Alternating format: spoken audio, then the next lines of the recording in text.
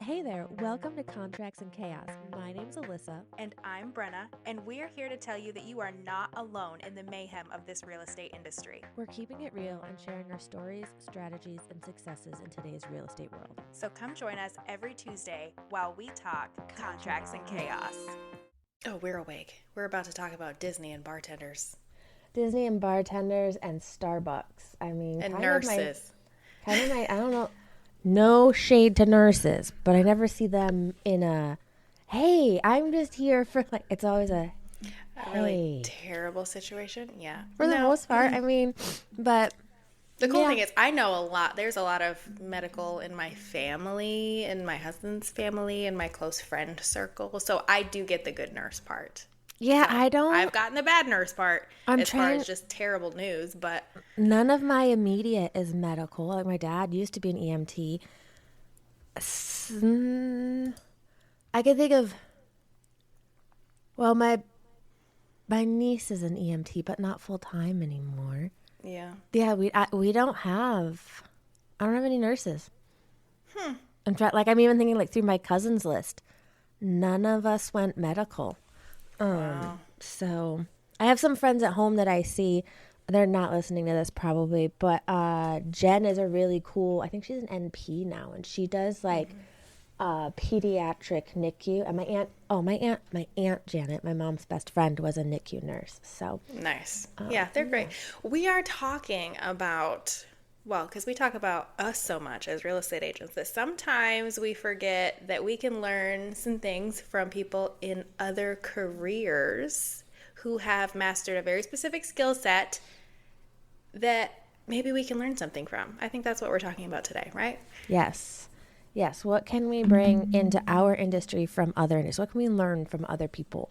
And if you could spend one day shadowing someone who wasn't a realtor, who would it be? Oh, it's first on our list. I wanted to be one of the Disney actors so bad. Yeah?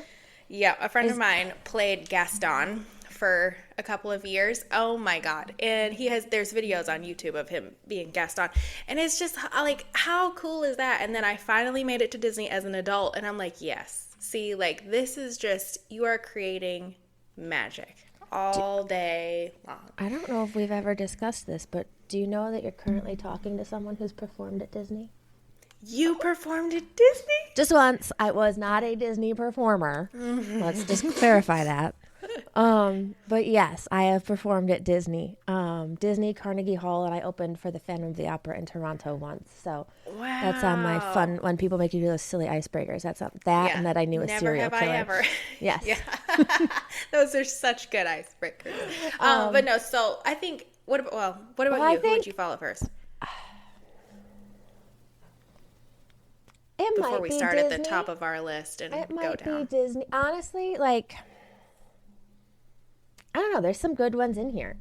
I think mine might be Costco. Really? I get Disney. Totally, but I can't pick the same one. I think Costco might be mine. Or Starbucks. Okay. Okay. So yeah, I do agree with Disney. Totally agree, but if I had to pick a different one, it would probably be one of those two. Well, I think so. I was a Disney kid. I'm a Disney adult. I just love Disney. But also this year, I read Unreasonable Hospitality, did a course on that too. And I feel like Disney is one of those places, especially if you've been there and you've experienced the Disney experience, yes. Right? They sell so much more than an attraction, right? And I think that is such a unique piece that businesses across the board miss, right? That you're so focused on this service that you're doing, right? That I'm going to complete this task, that you're missing out on those tiny little things that you can do to make the experience so much better, right? You're waiting an hour and a half or something in a ride and there's little magical pieces that you're oh wow, that's cool, yeah. Right? And maybe you forget that you're standing there in line for 90 minutes in 90-degree weather. Well, and everything is perfect. You never see a flaw. You never see the stress. You don't see the behind the scenes. If there is an emergency, it is picked up and swept away. unless absolutely impossible to do. Well, and that's one thing I guess I would bring up too, because there was one time, right, that we were sitting there eating lunch and this kid dropped something. It was a tray of food. I don't know what was on it, right? But within 30 seconds, there was whoever it was, they were dressed up and everything with their little broom and dustpan, and it was gone. Yeah. You weren't stepping in garbage or seeing trash on the sidewalk. Anybody set a cup down and that disappeared and left it there. It was gone, right? It's the difference between Six Flags and Disney is worth it to me. And like people are always like, oh my God, the price. And I'm like, I get it. It is a high barrier of entry. Mm-hmm. At the same time, I would pick Disney over Carowinds every single time. Yes. And the price isn't that much different these days because I haven't been to Carowinds in a while. But when I went like expensive. 10 years ago, it was like $60. Yeah. So yeah, Disney's twice as much. I get it. Y'all, I get it. But Disney is more than twice the experience, in my opinion. So. And twice the size, honestly. Yeah. Each park is huge.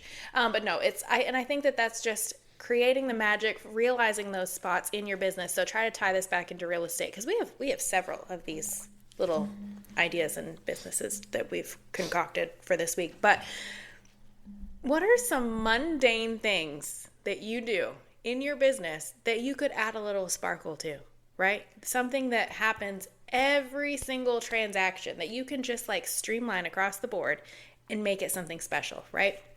Like when you're first meeting with your clients, like if you show up with a little box or so. You know, the one that's the most popular for me right now is the night before closing. I have a form. I have an about me form for my clients. When I start working with somebody, they fill it out. It has like their address and like all that information, but also like cookies or cake, right? Do you like the movies or like those kinds of things? Do you like Dunkin' or Starbucks? So the night before closing, I send them a gift card to either Dunkin' or Starbucks, right? And say, hey, either on the way to closing or before the final walkthrough tomorrow, make sure you grab a coffee on me. It's going to be an exciting morning, right? I love that idea. I literally am going to do that. I have a girl with a double closing and I'm out of town for it. So I'm going to text her. It's so easy. The chances are they're going to stop. It's a special day. They're going to stop and get that anyways, right? Right. But now it's a special thing that you did. Yep. I love that idea. Or even just like the little touches, like I hate closing day photos, but you know what? It jazzes it up a little bit. Do I think I need to order my own sign? Maybe not, but why not? Like, you can make it fun. I probably should. I know, I was looking at them last night, but I have another task that I'm going to talk to you about later that I'm going to pay for first because I need to make sure things are cohesive then. But anyway, yeah, or even you use the video presentations for before meeting with people. To me, that is a Disney level thing, because how many people just send, maybe even don't send a PDF or print it and bring it with them, or, you know, maybe have it professionally printed and bring it. But that email with the video, that's Disney level. They've already, quote unquote, met me. Right. You like know? That to me is different. I think one of the things is like the really good listing videos are Disney level, you know, because anyone can whip out a cell phone, or anyone can not do a video or not do a creative one. Mm-hmm. But if you can find a really creative way to present your listing, that's Disney. That's the Imagineer up there going, right. Okay, how can I do this? What can I do to bring this to life? And I think the question of like, to help figure that out is, what part of your client experience will people remember 6 months later? Right. Like, what's that part that they're going to tell their friends about? Right. Like, right. Was it my realtor bought me coffee the day of closing? Was it, my realtor? I mean, there's so many parts of this business, you know, it's hard to like, I don't want anybody to get fixated on just one thing, like buy my client's coffee at closing. Right. But like, right. What are those things that just like are above and beyond? I think you and I both do this, the moving boxes we send. I love the moving boxes. The moving boxes that show up. I don't even tell them they're coming. They just show up. And every time it's been like, oh my God, thank you so much. Like, we didn't realize how much stuff we had, and you just saved us a trip to Home Depot to get boxes. Every time. Yep. I love it. I love it. Let's talk about another industry. One that we have both worked in that I think is the feeder pipeline to real estate. I think if you are very good at this role, you will excel at real estate. And that is bartending. I think you could also put servers in here. Too. Yeah. Yeah. Well, some servers. Okay. I got to tell you, I've had some terrible restaurant experiences with servers recently. Yeah. I'm like, I know you. I can tell you don't want to be here. Servers who don't work in the restaurants where they leave the credit card kiosk on your table. Cannot stand that. That is not service. Not a place I'm going to frequent unless it's literally I'm like I'm in a hurry and I really don't want to interact with someone. Yeah, leave it on the table. But no, that's as a server, right? Yeah, I can't stand it. I hate that because it eliminates so much of your opportunity to build a rapport and a relationship with these people. Now, my experience with serving started in a little hometown diner, right? My Nana was a waitress at our little local diner when I was little, and I was like, I just want a waitress because this is so cool. People just like buy coffee, leave money on the counter for Nana. This is like the coolest thing ever. There's a lot more that goes into it than that, but I also worked at a local diner. It's actually where I met my husband, but I mean, his mom owned it. Fun story there. But ultimately, with those, like those smaller places, here I feel like it's harder, like, because there's just such a mass amount of people, but I came from a small town, right? So everybody that came into that diner had like most of the time been there before, right? So you have the opportunity to really build a lasting impression. And so when you have the same clients or those same guests come in twice in a row and you're like, oh yeah, she drinks a Diet Coke and he wants a regular coffee with no cream. Right? That or like, and you just walk over with those drinks and they're like, hey, Brenna, how are you? Like, you remembered. Like, from that moment on, it's already good, you know? Right. Or even like I've worked every level of the industry. I've worked the high volume sports bar. I've worked the mom and pop place. I've worked the, 4-star restaurant with, not quite white glove, but we're damn close to it. Pretty close. I think the one thing that I took away, or the big thing, was how to read the people. Not even to know, okay, here are my regulars and I know what they like, but how to read someone new. Hey, they're not going to want to talk to me, or yeah, that person is having a bad day, so I'm going to need more attention over here probably.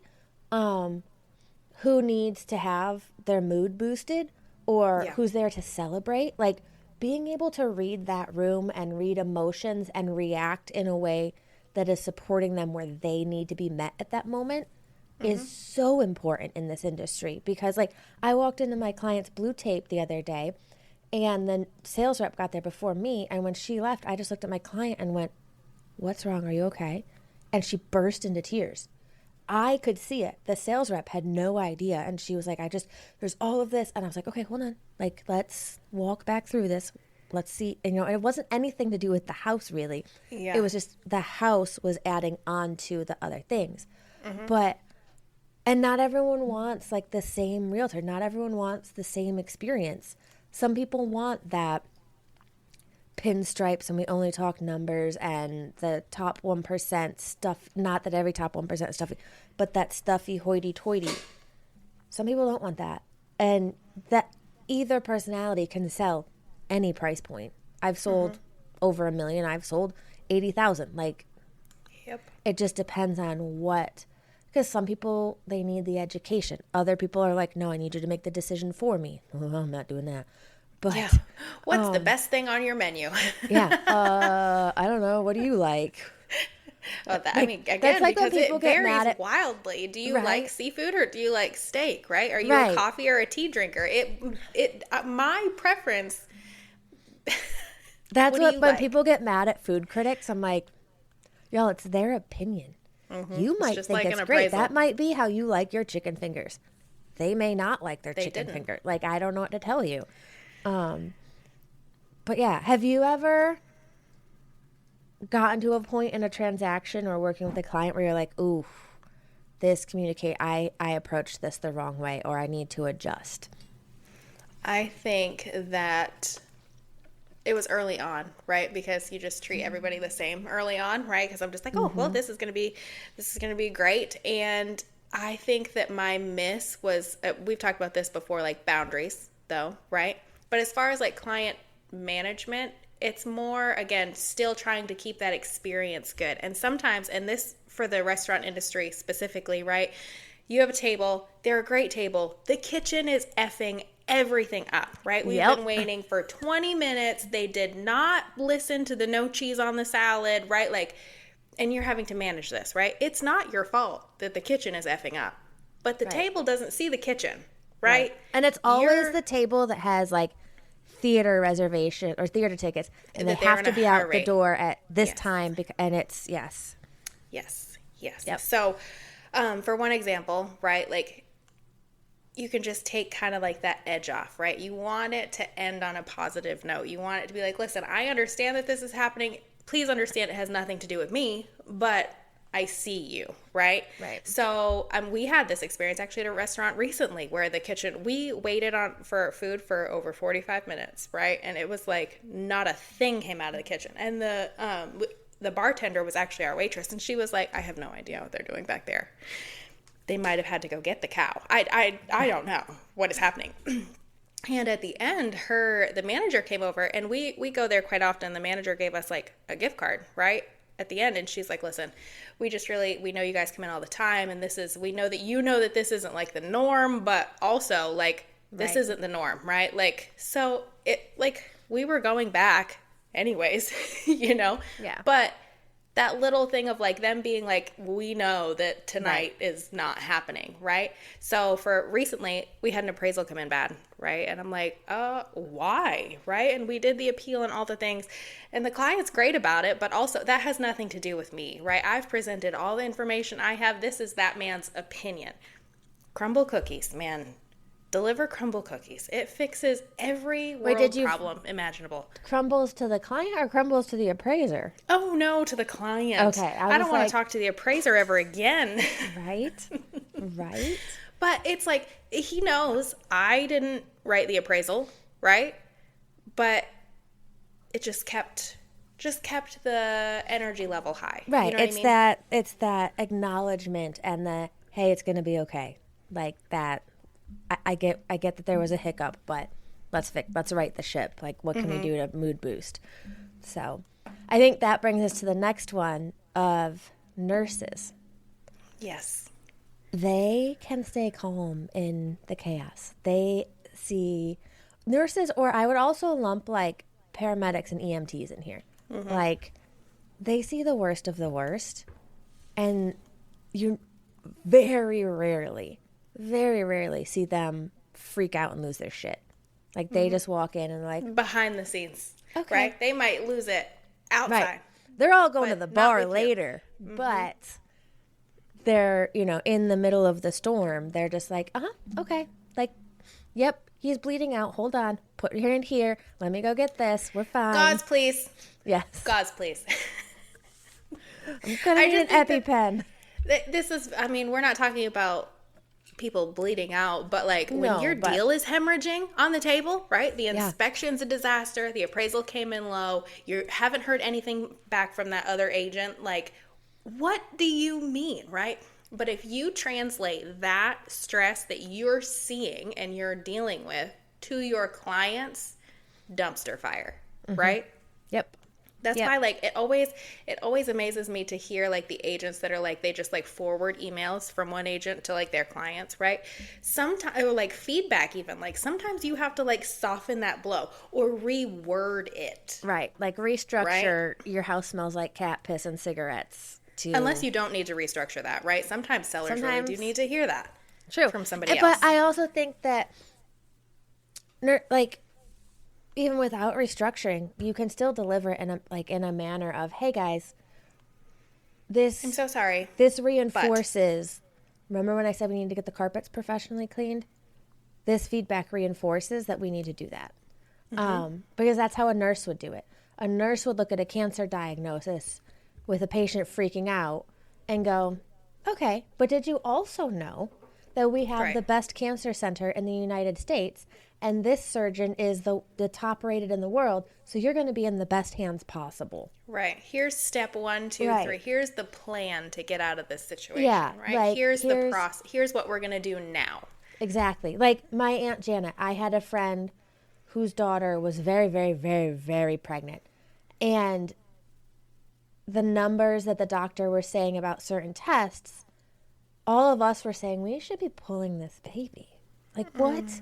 But the doctor was saying, no, you're fine. And I happened to be with my Aunt Janet. I showed it to her. I said, what do you think? And she was like, they need to pull that baby. And I couldn't call my friend and say that because I was like, she's going to light up like a Christmas tree if I try to deliver this one. So I just said, hey, was just talking to my aunt. Hope you don't mind because this is what she does. Right. Would you like to have a conversation with her? Yeah. Do you want to talk to the professional? Yeah. And that was how, like, that was my version. I mean, not real estate related, but, and when my aunt got on the phone, it was a completely different, my friend didn't freak out, you know, because my aunt could convey that information. So I think that's, even if it is the same, your house smells like cat piss and cigarettes, figuring out how to say that in a way your client will accept, whether it's reframing it or reinforcing the conversation you had before, that it's that managing of their emotions. That's the important part. No, go ahead. I would say it's not necessarily your job to eliminate problems, but it's that management of, okay, let's manage, one, the emotions, and two, how do we fix this problem? And I think that leads right into flight attendants, right? They are a client management, if I've ever seen one, right? Sir, please return to your seat, right? Like those kinds of things. Extra snacks. They just have the responsibility to maintain order in a flying soda can, right? So Soda can. Yeah, but it's true. I mean, how true. many times I fly a lot, and how many times is there someone that's pissed off or, well, I need to sit next to my child, but they didn't pay for the upgrade to pick their seats. Right. Like, my most recent flight, this man was so rude to the person at the gate because they were checking bags at that point, and he said, you can't make me check my bag, right? So he hauled his bag onto the plane, and the only spot was way in the back, right? And they moved some stuff and they put his bag in there. I kid you not, because he was sitting 2 rows in front of me, his row was 14. I love it. Well, but listen, when we landed, he got up to go get his bag, and the flight attendant was already there. She said, sir, you're going to have to wait until the remainder of the flight empties out to go get your bag. And he was so mad, but sir, you're trying to be a jerk about this, right? And they just were so sorry, you're going to have to wait until these last back rows clear out. So because everyone's trying to get off and you're trying to go back and cause more problems, but whatever. Yeah, and flight attendants, if there's turbulence, they do everything they can to keep people calm, to be like, oh, this isn't that bad. This is normal. Don't worry, we'll be fine.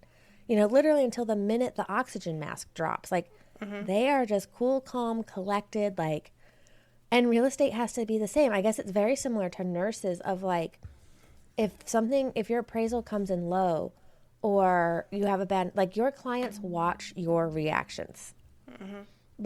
I have a septic that we thought was sinking, and I'm freaking out privately in my house going, oh my God, this septic is going to fall down a freaking hill. But to my clients, I'm like, hey guys, it looks like there's a little bit of sediment, but don't worry. I've already called the county. They're coming out to look at it again, and Emily is working on ordering a septic inspection to ensure everything on the inside is good too. And they were just they literally said, oh, thanks for being on top of that. Thanks for being proactive. That's the biggest thing. thing. Before they got the inspection report that was terrifying in the way the inspector phrased it. He was this looks like it's collapsed or it's sink. And I was just Oh, And I know why yeah. he did it, because if it is, I need to show that to a builder. But I was just like, we could. Okay. Thank God I lessened that blow. Yeah. But yeah. That's like the equivalent of being prepared with a puke bag. You know what I mean? Here you go. Yes. Before Like, you even before it even happens, here it is. right. You Here see go. the little kid I've got turning it taken green, care and of. you're just like, here you go, ma'am.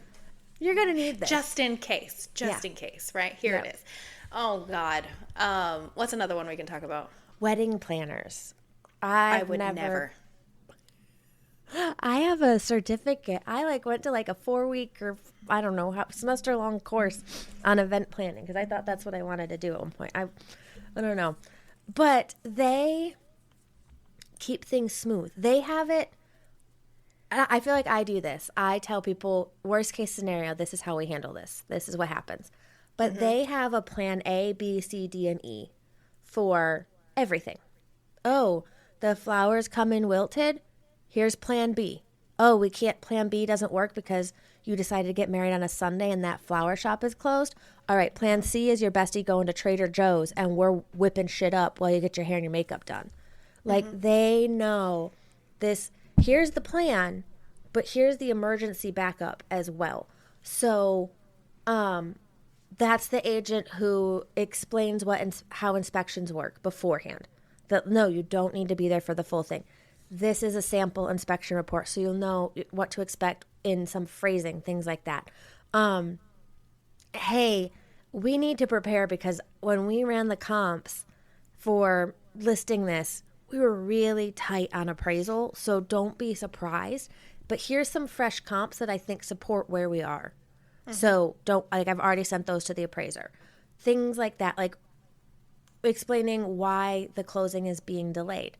Or, hey, did you get your bank statements in time? Making sure here's the outline, but it could twist. And if it does, here's how we approach that if those things happen. I think that's what I love about a wedding planner. And I think they can also be a buffer in between people that you don't necessarily want to manage, right? Yes. So you're whoever, maybe it's your aunt, maybe it's your there. Listen, my 2 sisters have been married in the last couple of years. One of them, it was her fiance, well, now husband's aunt, that was ruling the roost. You know what I mean? It was just this is not your show, You're sister. not even immediate family, What are bro. you Get talking out. about? Out. It was, and then my sister, one of my sisters actually had a wedding planner, and she was marvelous, right? But there was an instance where Kaylee was like, I literally cannot do this right now, right? And so she was like, I've got it. Off she went, handled that situation, and came back. There was another, the photographer didn't bring enough batteries. We had that happen. Was it my sister's wedding? Oh my God. Thank God Kevin was there and had his camera that used the same batteries. How do you... You have one She job. arranged for the videographer to stay an extra 45 minutes so we could use his battery to finish the pictures that she wanted done. It was those are good. I think those are good examples. Yeah, those are good ones. Mm-hmm. I think I might change my choice. I think this next one might be my choice. This is what I thought you were going to pick. Yeah. And I think there's also... Yeah. And I think... So you're... Back to wedding planners real quick, though. The version of the aunt trying to rule the roost when it's not hers is the parents that show up at an inspection. Well, that's... Yeah. Or that's, the parents who are telling their kid, correlation. oh my God, this is all you're going to get. This house is not... That is my current client's parents. Everything was no.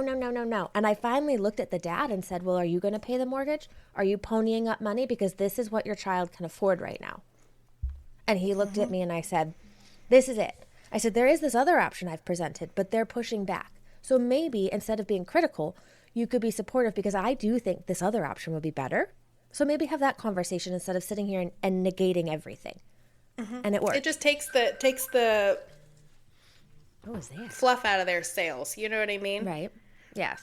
But I do think the next one, as introverted as I am, I do think this next one, so stand-up comedians, they have one job, and it is to keep everyone's attention and entertain them. And I think that is important in many places in a transaction, even like during shopping, is if you have people who are like, oh my God, it's got gray paint and vinyl floors. It's all like, this has been remodeled. And I'm looking around going, I don't know who slapped this shit on the wall, but did you see that crack and the stain in the ceiling? And this vent isn't like, you have to pull them back in to the things they should be focused on. And you have to find a way also in your communication of like, instead of saying things like the market is shifting, people don't understand that. People will understand when you say, well, my listing just had 40 showings and no offers. What does that mean? Or instead of saying price matters, you have to tell the story of the seller who ended up chasing the market because they overpriced initially. Like, right. You have to be able to command the room and keep that attention and be informative in a way that doesn't sound boring or dull or intimidating. Mm-hmm. Yeah, when I think stand-up comedians for like comparing to real estate agents, I guess it's not necessarily always inside the transaction. Like you said, I think it's more of like that storytelling and being captivating and keeping your audience like on their toes, right? Your social media presence, your storytelling ability, not just we're under contract, we're sold, we're listed, right? But like telling a story that shares that information about the market, about what you're seeing, about the process, so they know that not only do you do this as a job, right, but that you're good at it and you understand how things aren't always just as easy as just listed and just closed, right? Like I have one, I need to record the video. I'm literally pulling my microphones out to plug them in to remind myself, I need to record the story of my closing last week. Like, it wasn't, hey, I listed a house and got it sold. It is, hey, I happened to meet this person in a very weird situation and listened to his story, put my neck out there and said, hey, give me a shot. Was terrified that I may not be successful. But I got this widower exactly where he needed to be after another agent failed. And the story isn't necessarily about me. It's about, hey, I took care of someone. Not I sold a house. I met a person in a very difficult time in their life and walked them through it and got them to where they really needed to be.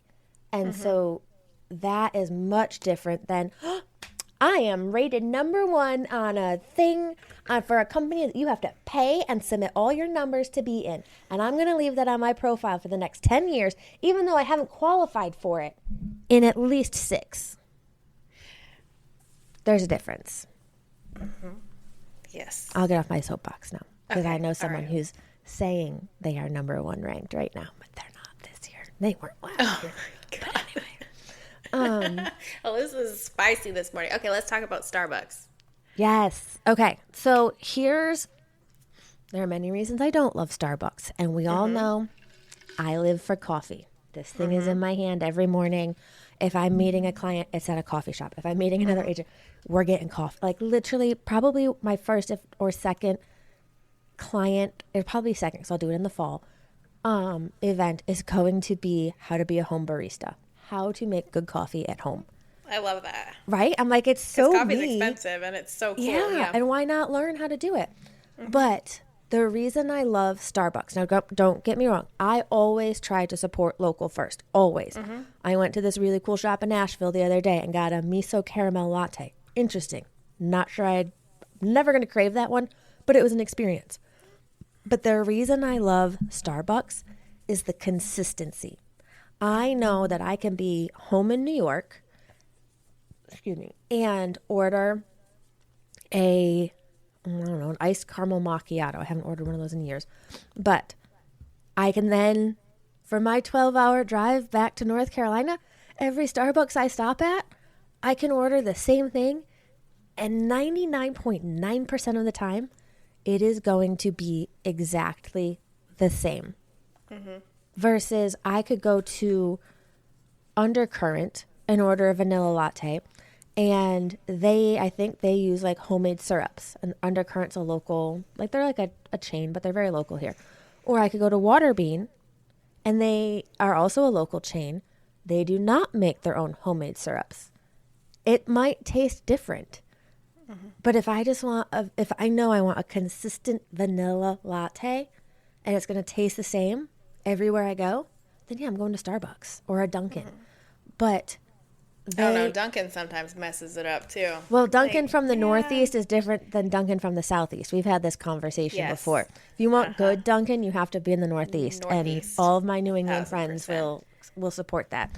I But gotta tell you, I look forward to going home for a few reasons, right? But Dunkin' in It's New England different. is one of them, right? Yes. I'm like, we get off the plane or we hit like Boston, and I'm like, pull over. There was one on every sidewalk, right? Just Yes. pick one. It don't matter, but I need an iced coffee. Ooh, And the I New tell England just came out. It don't matter. Iced It don't coffee. matter.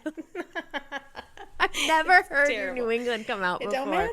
Don't matter. It Just don't pick one. matter. Just Oh, give me a God. Dunkin'. But no, it is. It's the. But that is like if you're traveling, we all go to the chains, right? Because we know, unless I'm in like a cute little small town. But if wanna I'm try something on out. a road trip and I just need that caffeine boost, I'm going to a Starbucks. You know, and that's I think that this just like correlates with like you want your systems and everything to be repeatable and consistent enough that people like that if somebody says, hey, I had a great experience with Alyssa, right? Like she did this. yes, And then they're like, oh, great. And then they use you and none of those things happen, right? It's like, where's Right. the disconnect? Why What did they happened get here? great service and I didn't? And was it the price point or was it just me? Or like, you need to have things that happen across the board that are replicatable, that your intake process is the same, that your support process is the same, like those kinds of right. Like those kinds of I think things. one of those things is new construction is usually pretty easy, right? You sign the contract, smooth sailing, you're done.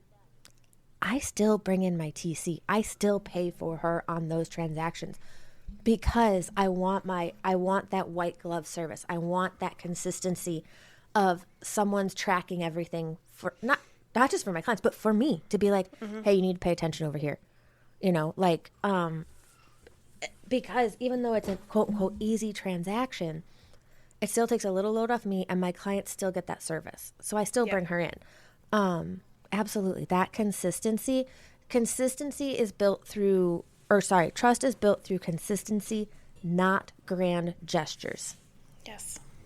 Yes. Like all day, every day. So, the next one is a company I love.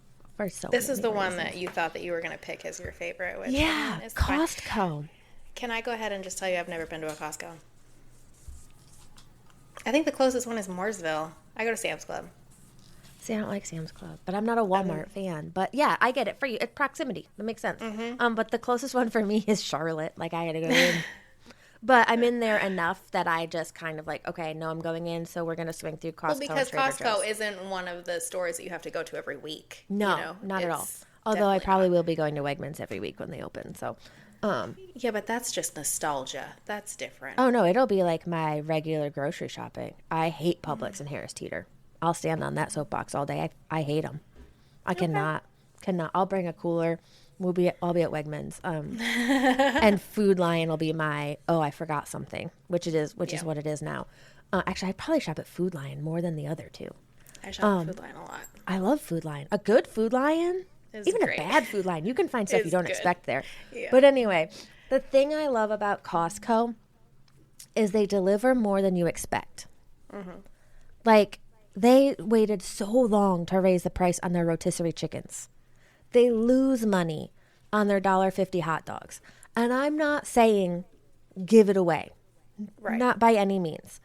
But they under deliver and over promise. If they have a store brand that they're like, oh, you know what? Reviews are shitty on this. They're pulling it and revamping it. Or some of their store brands are better than the name brand product. I know people who prefer Kirkland vodka because they swear it's better than Grey Goose. I don't know. I don't drink, and our Costco's don't sell liquor. but they Grey swear it Goose is. And I'm pretty like, hard to beat, I think. I right. don't know that I've had Kirkland's, but Grey Goose is pretty Yeah, good. Grey Goose is hard to beat. But the other thing is like, they always leave you thinking, I found something I didn't even know I wanted. So I think things where like you have a local vendor guide. That's a Costco step of you're giving them Your information. local school calendar magnet, because Yes. that's what I'm working on. Or when I have clients in from out of town, I'm like, okay, what kind of food do you want today? Here's 18 recommendations. Maybe not 18, but this is where I would go. I would say Or 18 is a lot. right? Here's my favorite. Like if I don't know what specifically they want, I'm like, okay, well, if you're staying in Gaston County, we're going to Whiskey Mill for wings. We're going to Webb for a nice dinner. If you want Mexican, we're going to Viva Techies. If you just want like a cool vibe but very casual food, then let's go over to Pita Wheel. You want to go catch a concert tonight? Let's go to the Rooster. They don't have food, but I always I think that's a great. Or one of my things is when I have people, even locally, who are just moving to the next county. Like I have people who just moved from Rowan or Cabarrus, they're like right on the line, to Gaston, which if you're not local, to put in perspective is That's an hour. quite a jump. Yeah, it's 2 counties in between. I got them the Gaston County Visitors Guide. Yeah. Because I was like, here you go. Here's what we have. Having those things, or that first year maintenance calendar is in my closing gift. Like, here's all the things you're going to need to do in your house every year. I think Costco does a really good job at under promising and over delivering, and they have everything in that store. You can get groceries, you can get your tires changed, you can return a Christmas tree after it's dead, which you can't really return a house, but I do think they have good customer service. They pay their people well. And you can literally get your prescriptions filled, your tires changed, buy everything you need for groceries for a month, and be in and out in an hour. What more do you want? Yeah. Well, we're not telling you to be good at everything. No, right? but I think that the idea behind it is being more of a resource than, because people are like, oh, you're a real estate agent, you open a door, right? There's so much more to so that much more. package. The other thing I want to circle back to that you said was like that they lose money on their $1.50 hot dogs, right? And we're not telling you to just throw money away for no reason at all. But also the biggest thing that I see right now on these social media platforms is like people are looking at like buying leads or like paying for this marketing thing or blah, blah, blah. But every single comment, what's the ROI? What am I getting back for spending this money, right? Yep. And some things aren't necessarily an immediate trackable return on investment, right? Right. Sometimes that circle doesn't come back around for 3 years, right? I do mommy and me photos every year, right? 3 years ago, I had a family come in, they did their pictures, and last year I sold their house. But she had never answered a single email because they went on the email list, right? Never on Facebook, nothing. Until I got an email that said, hey, we're moving back to South Carolina. We're ready for you to sell our house, right? But as far as like the return on investment of my like $500 or $600 for that photo shoot, I didn't have it. Right. Not for a while anyway. It took a while. Nope. It's not instant. Yeah. And that's the thing. Those $1.50 hot dogs and I'm just going to be real here for a minute. When I was broke getting into this industry, I kept my Costco membership because of $1.50 hot dogs. Because I knew when there were weeks I couldn't go and get great groceries or go out to lunch, or I was in Charlotte between showings, I could go get a meal for $1.50. And it's not a great meal. It's not healthy by any means, but it's better than keep nothing. You alive. And so that $40 a year membership saved my ass. And sometimes it is those things that people remember. It is that little thing, that $1.50 hot dog, or, I'm trying to think. There was something the other day, something I had given a client randomly, and they were like, we think of you every time we need to use this. or every time this comes up in discussion. It's those little things that you don't think of that give you that ROI. So for me, I'm a diehard Costco fan. Like, I keep my membership. I go, I buy just about, like, I buy everything from them. Yeah. I'm there all the time. Probably more than most people think single people should be. I don't get my tires there, but that's just because I'm a discount tire girl. That's because you're a car girl, so you have your own space for a car. Yeah, I think that the point is that you can get ideas from like any industry across the board, right? You have a favorite ice cream shop local to you. What is it that makes it special? What do they do that's different that you're like, wow, I can implement that portion into my business, right? Maybe not the actual like chocolate sauce and sprinkles, but you see what I'm saying, right? That greeting, that like consistency, that excitement, that whatever it is that you love about that place or that business can be put into your business in some way, shape, or form. Because there's, again, we don't just open doors. There's so much more than buying and selling houses. We are a service-based industry. And I mean, we're a sales-based industry too. So there's a hard overlap there. But I think that the best lessons that we can take in this industry actually come from industries that really don't sell houses at all. So. Yes.